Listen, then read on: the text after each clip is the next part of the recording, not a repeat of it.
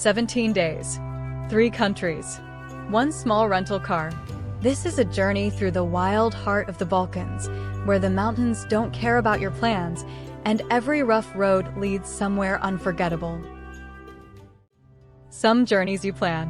This one we simply followed, across 17 days, 3 countries, and 1 small rental car, threading the wild edge of the Balkans. We began in Albania, and climbed into a range with a name that warns you away, the Accursed Mountains. We sailed a hidden canyon on a lake the locals barely share with the world. Then we crossed into Montenegro, to the deepest canyon in all of Europe. We drank straight from its rivers and stood on bridges that keep dark secrets. We drifted across a bay the world mistakes for a fjord.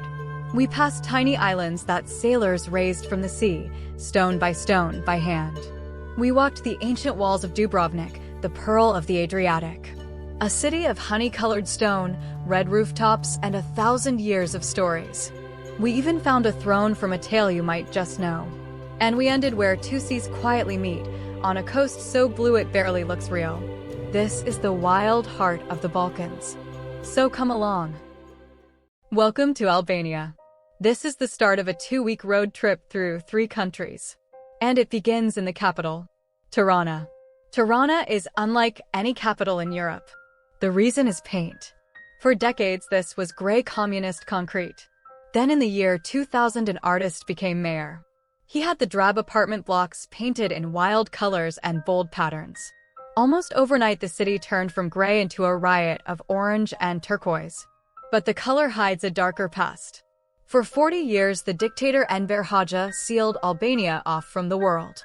He was so afraid of invasion that he built over 170,000 concrete bunkers across the country. Not a single one was ever used. Most visitors climb the pyramid. It was once a museum to the dictator, designed by his own daughter as his tomb. But to really understand the city, find the quiet places most people walk straight past. Hidden behind a curtain of ivy sits a villa called the House of Leaves. For decades, this was the secret headquarters of Hoxha's feared spy network. Inside its 31 rooms are the hidden microphones and cameras the regime once turned on its own people. And then there is Lokrum, today the trendiest corner of the city. But until the 1990s, no ordinary Albanian was allowed to set foot here. It was the sealed-off world of the communist elite. They even wiped it off the city maps. Back in the heart of the city, everything radiates out from one vast plaza. Skanderbeg Square, named for the national hero who held off the Ottoman Empire for 25 years. Around it stand the relics of every era. An old Ottoman mosque, grand Italian ministries, and the National History Museum, its whole front wrapped in a giant socialist mosaic of marching workers and soldiers.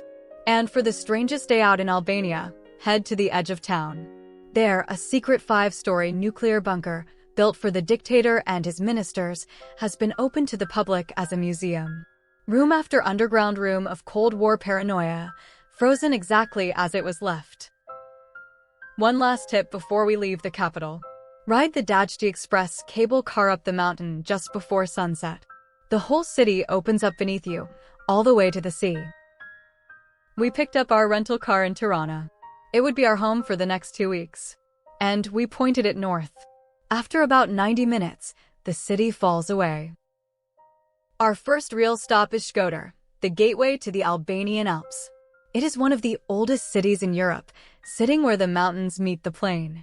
Shkodër rests beside the largest lake in the whole Balkan Peninsula, home to nearly half of every bird species in Europe. Locals explore it on 2 wheels, for this is the cycling capital of Albania. The landmark you cannot skip is Rozafa Castle, on a hill where 2 rivers meet. A dark legend has clung to its walls since the year 1505. 3 brothers tried to raise the castle, but every single night the stones collapsed. So they sealed a young wife named Rozafa alive inside the walls. And to this day, a pale white limestone still trickles down the old gate, her milk, the locals say, still feeding her child. But here is the secret almost no one knows. Hidden in this small city is one of the largest makers of Venetian carnival masks on Earth, the very masks worn in the film Eyes Wide Shut. A strange echo of history, For 600 years ago, this whole city belonged to Venice.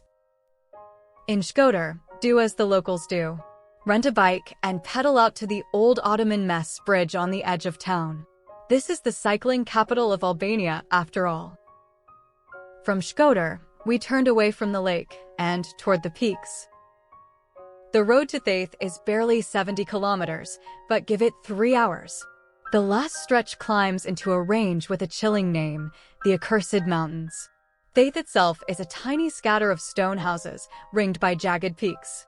Hike a short way to the Gruna's waterfall, tumbling 30 meters down the rock. Walk deeper into the valley to the Blue Eye of Theth, a pool so vividly turquoise it barely looks real. In the middle of the village stands its symbol, a small stone church with a dark roof. But the most haunting sight is a single stone tower, a lock-in tower. For centuries, families marked for blood revenge would lock themselves inside, sometimes for years. It was the one safe place from the vendetta outside. If your legs are willing, hike up to the Blue Eye of Theth. It is about 2 hours each way, but that impossible turquoise pool is worth every single step. The famous pass to Valbona runs only one way, impossible with a car. So we looped all the way back down to Lake Koman. We drove back down to Lake Koman, and this is where the trip turned magical. Koman is not a natural lake at all. In the 1980s, Albania dammed the mighty Drin River for power, and the water flooded the valley. It left a 30-kilometer ribbon of dark green, squeezed between cliffs that soar straight up. Each morning, a single ferry threads this canyon. It was never built for tourists, but it has quietly become one of the most beautiful boat rides on Earth. And there is a secret branch most travelers miss. Hidden off the main lake flows the Shala River, where the water turns a tropical shade of turquoise. People call it the Albanian Maldives. There is really only one rule on Lake Koman. Catch the first ferry of the morning. It is the one that threads the entire canyon, and the light on the water is unforgettable. We rolled the car onto the ferry and let the canyon do the rest. A short drive then brought us to Valbona. If Theth is the heart of these mountains, Valbona is their wild soul. 80 square kilometers of national park, deep in the Accursed Mountains. Down the middle runs the Valbona River, a ribbon of glacial turquoise over a wide bed of white stone. And this river does something strange. Just after a 50-meter waterfall, it vanishes. It sinks into the gravel and flows underground for about 5 kilometers, then simply rises again near the village. These forests still belong to the wild. Brown bears, wolves, golden eagles, and somewhere in the silence, the Balkan lynx, one of the rarest cats in Europe. This is where the famous trail from Theth ends. And for us, arriving by water instead, it was the perfect place to catch our breath before crossing our very first border. And if you possibly can, stay a night here in Valbona. The next morning, hike the legendary pass back over to Theth. It is one of the great day walks anywhere in Europe. We crossed the border, and the land turned vertical.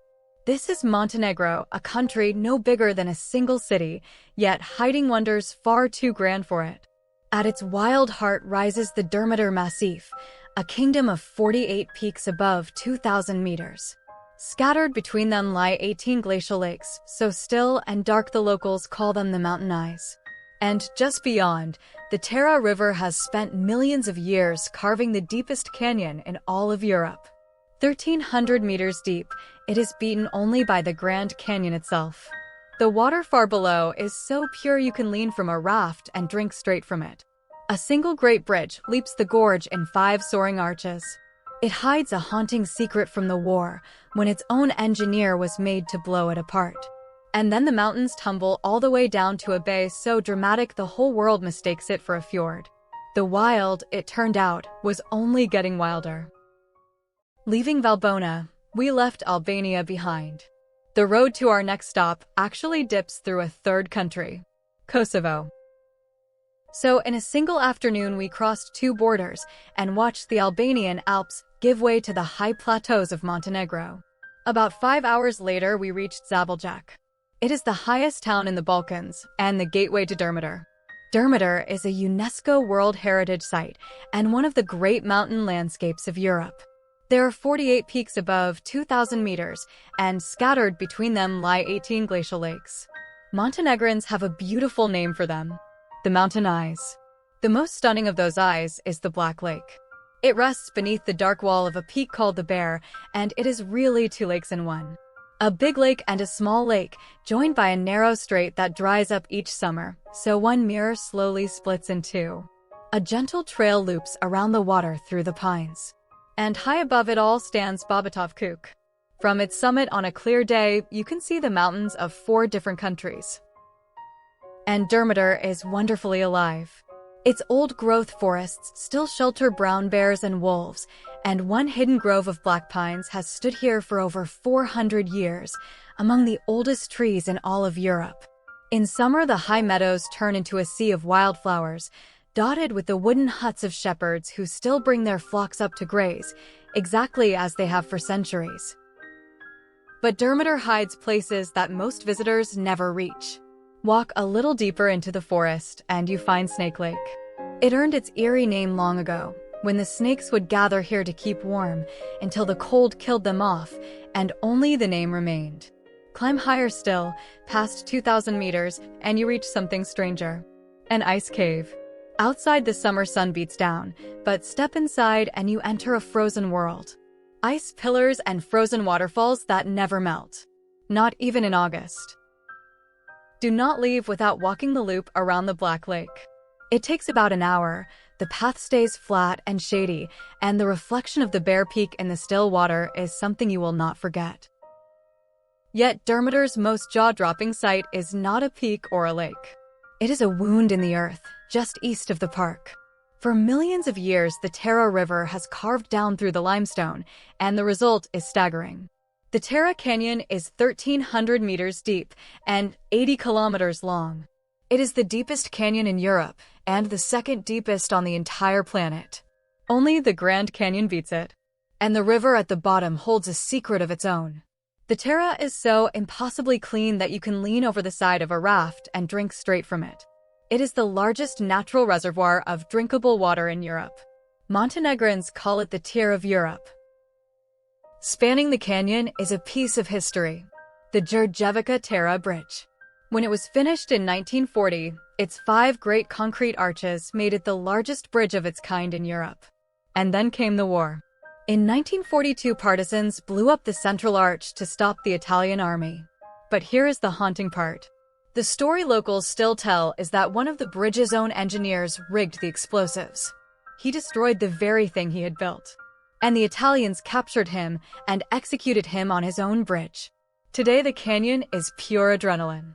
You can raft the Emerald Rapids, some of the finest white water in Europe, or clip onto the zipline strung across the gorge and fly over the void, the river a thin green thread far below.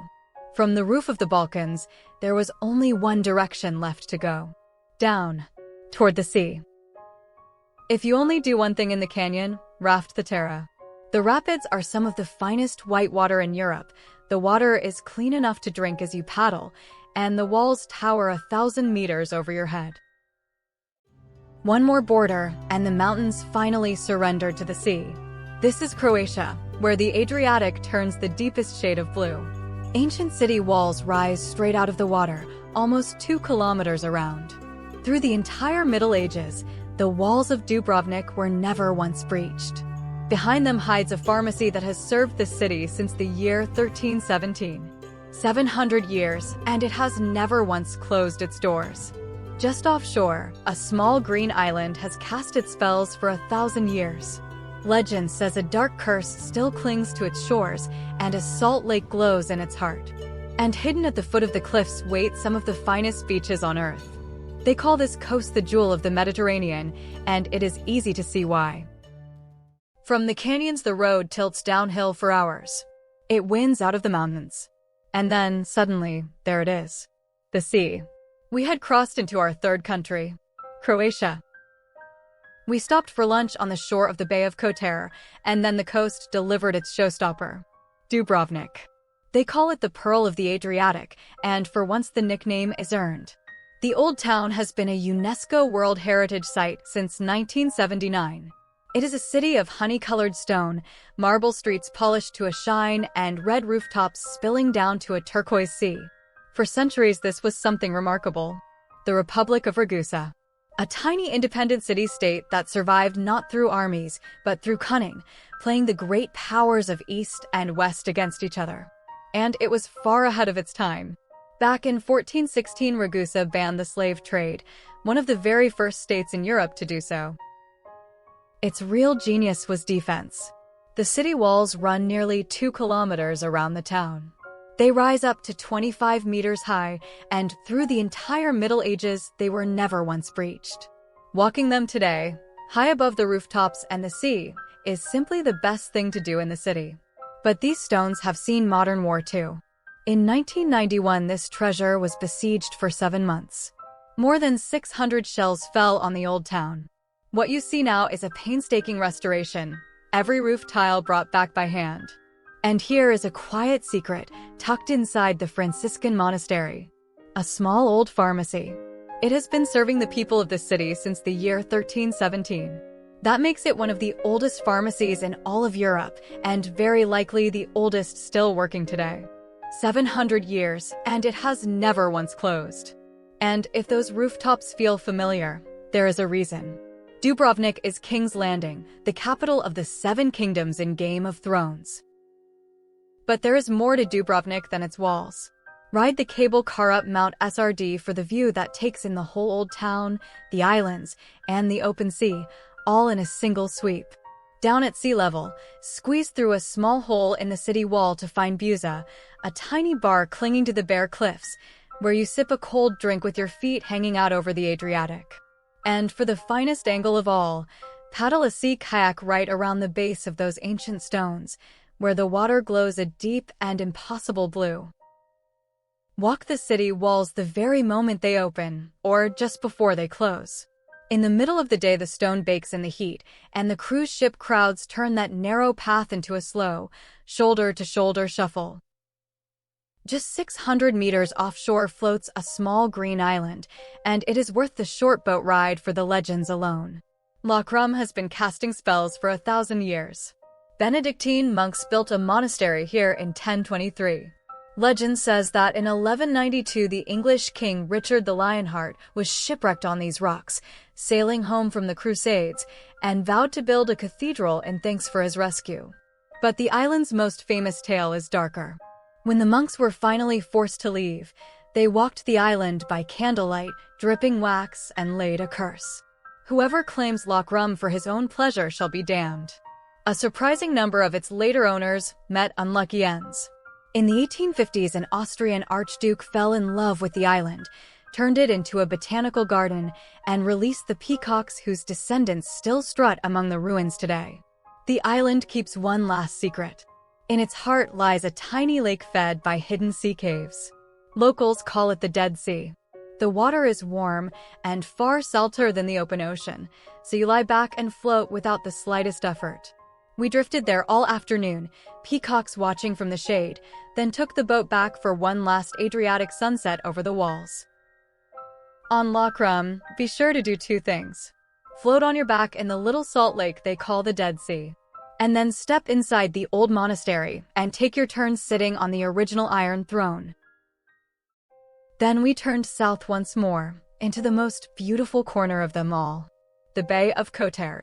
It is not truly a fjord, but a drowned river canyon, ringed by towering gray mountains. At its head sits the old town of Kotor, its walls climbing 1,300 steps up the cliff. Inside them stands a cathedral that has watched over the bay since the year 1166. Here, sailors once built an entire island by hand, dropping a stone for every safe voyage home. And the town keeps its own quiet rulers, the cats, treated everywhere like royalty. Legend says they cried as one, days before the great earthquake struck. Out on the water, a hidden sea cave glows an electric, otherworldly blue. This was the Adriatic at its very finest. Leaving Dubrovnik, we pointed the car south again, back toward Montenegro, but with a secret stop along the way. Hidden beneath the cliffs near the village of Popoisi is a beach you would never find by accident. Pashaka. To reach it, you climb down through tunnels carved into the rock face and emerge onto a strip of sand wedged between towering cliffs and impossibly clear water. It almost wasn't a beach at all. The sand was largely formed from rubble, back when locals dug those tunnels to reach their farmland below, and the sea did the rest. In 2019, it was voted the best beach in Europe, and it still ranks among the 50 best on Earth. Arrive early, and for an hour you might have one of the world's great beaches entirely to yourself. Time your visit to Pashaka for the morning. By the afternoon, those towering cliffs throw the whole beach into shadow, the water turns cold, and the magic light is gone. From there, the road curls into the Bay of Kotor, that deep, fjord-like inlet, and to the impossibly pretty town of Perast. Just offshore sit two tiny islands. One is natural. The other, Our Lady of the Rocks, was built entirely by hand. The story goes that in 1452 two sailors found an icon of the Madonna and Child resting on a rock in the bay. They took it as a sign and made a vow. After every safe voyage home, each would drop a stone on that spot. Over the centuries, sailors even sank old ships loaded with rocks, piling stone upon stone, until an island rose from the sea, big enough for a church. That church holds 68 Baroque paintings, one of them 10 meters long. And the vow has never ended. Every year on the 22nd of July at sunset, a procession of boats still sails out to drop fresh rocks into the water in a festival called the Fascinata. And tiny Perast hides a giant past. In the early 1700s, it ran one of the finest maritime academies in the world, so renowned that Tsar Peter the Great of Russia sent his young noblemen all the way here to learn the secrets of the sea. Just 16 Baroque palaces and 17 churches for a town you can stroll across in 10 minutes. And the two islands keep a quiet rivalry to this day. One is man-made, crowned by Our Lady of the Rocks. The other is natural, holding the island of St. George, with its dark cypress trees and the shaded cemetery where the old sea captains were laid to rest. At the very end of the bay lies its crown, Kotor. The Bay of Kotor is often called the southernmost fjord in Europe, though it is really a drowned river canyon, and tucked at its head is one of the best preserved medieval towns on the Adriatic. Inside the walls, a maze of marble lanes hides Venetian palaces and St. Tryphon's Cathedral, standing since 1166. And those walls don't stop at the town. They climb 1,350 steps zigzag up the mountainside to the fortress of San Giovanni, 260 meters above the sea, with the whole bay unfurled beneath you. Kotor has one more resident worth mentioning: cats. They are everywhere, dozing in doorways, painted onto every souvenir, and they are adored. Legend says sailors first brought them to hunt the rats that came off the ships, and the town never let them go. Locals even say that days before the Great Earthquake of 1979, the cats began to cry all at once. Climb the 1,350 steps to the San Giovanni Fortress early, before 9, while the air is still cool and the light is soft. Bring water and pause at the little church halfway up to catch your breath and take in the bay. Here is how to do Kotor right, especially in the heat. Climb to the fortress early, in the cool of the morning, before the cruise crowds arrive. At midday, take to the water. A boat will carry you out to Our Lady of the Rocks and onto the Blue Cave, a sea grotto that glows electric blue as light bounces off its pale floor, where you can dive straight in to cool off. And in the evening, the old town is yours. Its squares fill with tiny restaurants and bars, the perfect place for a long, slow drink as the day winds down. And then it was time to say goodbye to the coast and turn south once more, back across the border into Albania for the final chapter. And then, back to where it all began. Albania, a country still half forgotten by the world, and all the better for it.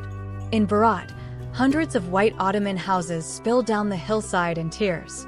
They call it the city of 1,000 windows, and one look tells you why. Its castle is unlike almost any other on Earth, still lived in after more than 2,000 years. Families hang their laundry between Byzantine churches and crumbling Ottoman walls. Then the final road rears up over a 1,000-meter pass, through the mountains of thunder. You round a bend, and the entire Ionian coast drops away beneath you in a blaze of blue. This is the Albanian Riviera, as wild and clear as anywhere in the Mediterranean. We had saved the very best for last. Crossing back into Albania, we traded the fjords for the open Adriatic and made our way down to Durrës. It looks like a modern beach city, but scratch the surface and it is one of the oldest in Europe. Founded more than 26 centuries ago, this was once Dyrrhachium, a great Roman port, and the western gateway of the Via Egnatia, the imperial highway that ran all the way to Constantinople.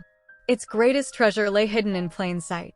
A vast Roman amphitheater, the largest in the Balkans, built to seat 20,000 spectators. After earthquakes and centuries of building on top of it, the arena was completely forgotten. Until 1966, when a local construction worker's shovel broke through into the buried ruins. Today, you can walk down into it, past a tiny Byzantine chapel still glittering with early Christian mosaics, right in the middle of the living city. From the coast, we turned inland again, about an hour and a half, to a city that may be the most beautiful in all of Albania. Berat. They call it the city of 1,000 windows, and one look explains why. Hundreds of white Ottoman houses, climbing the hillside in tiers, each one turning its tall windows toward the river, so the whole town seems to be watching you back. Berat is a UNESCO World Heritage Site and one of the oldest continuously inhabited cities in Europe, lived in for more than 2,400 years. Across the Osum River, two old quarters, Muslim Mangalam and Christian Gorica, face each other like mirror images, a quiet symbol of the religious tolerance Albania is known for. But the real magic is up at the castle. Unlike almost any other fortress on Earth, Berat's medieval citadel is still inhabited. Families have lived inside its walls for centuries, hanging their laundry between Byzantine churches and Ottoman ruins. Climb up in the late afternoon when the light turns the stone to gold. Save the castle of Berat for the late afternoon. As the sun begins to drop, the light turns all those white Ottoman houses to gold, the windows catch fire one by one, and the whole valley glows. And then, the final stretch. The one we had been saving. South of Vlore, the road rears up and over the Lagora Pass. 1,000 meters high, through the Serranian Mountains, the mountains of thunder that Lord Byron once wrote about. You come around a bend, and the entire Ionian coast drops away beneath you in a blaze of blue. This is the Albanian Riviera. Down on the water, villages like Durmi and Himar sit between the peaks and some of the clearest beaches in the Mediterranean. Turquoise coves, white pebbles, and water so transparent the boats seem to float on air. This is where the trip finally slowed down. After 2 weeks of mountain passes and border crossings, the only challenge left was to do absolutely nothing. To swim, to find a hidden little bar above the sea, and to stay for every last ray of the sunset. And the Riviera saves its best for those willing to wander off the main road. Where the Gipe Canyon splits the mountains, a hidden beach waits at the very bottom, reachable only on foot or by boat, at the dramatic spot where a dry riverbed runs straight into the bluest water. Further down the coast stands Porto Palermo, a lonely stone castle on its own little peninsula, once the lair of the ruthless Ali Pasha, who ruled this whole shore like a private kingdom 2 centuries ago. On the Riviera, the real luxury is doing nothing at all. Find a little bar perched high above the water, order something cold, and simply stay for the whole sunset. After 2 weeks of mountain passes, you have earned it. One last stretch of coast, to where it all comes to an end. Our final stop was Vlore, the city where, in 1912, Albania raised its flag and declared independence after 5 centuries of Ottoman rule. And the very place where the Adriatic and Ionian seas quietly meet. One last swim, in the spot where 2 seas become one. And just outside the city lies one final secret. On a small island in a still lagoon sits the monastery of Zvernek, reached by a long wooden walkway that runs straight out across the water, shaded by ancient cypress and pine. It is utterly silent, but for the birds in the reeds. We sat there a while and let the whole journey settle. And then came the long drive back to Tirana, where it had all begun, to hand back the little car and fly home. 17 days. 3 countries. Snow-capped passes and sun-baked coves, thousand-year-old legends and brand-new friends. The Balkans don't ask for much. Just that you show up, take the rough road now and then, and pay attention. Because in the end, you don't bring home the miles or the photos or the souvenirs. You bring home the moments. So spend on those and collect them while you can. They're the only thing that is truly yours to keep. And so the little car rolled back into Tirana, right where it had all begun. Behind us lay snow-capped passes, ancient legends, and water bluer than the sky. 17 days. 3 countries. 1,000 miles of mountain and coast. In the end, you do not bring home the miles or the photographs. You bring home the moments, and you collect them while you still can. Thank you for coming along. And we will see you somewhere down the next road.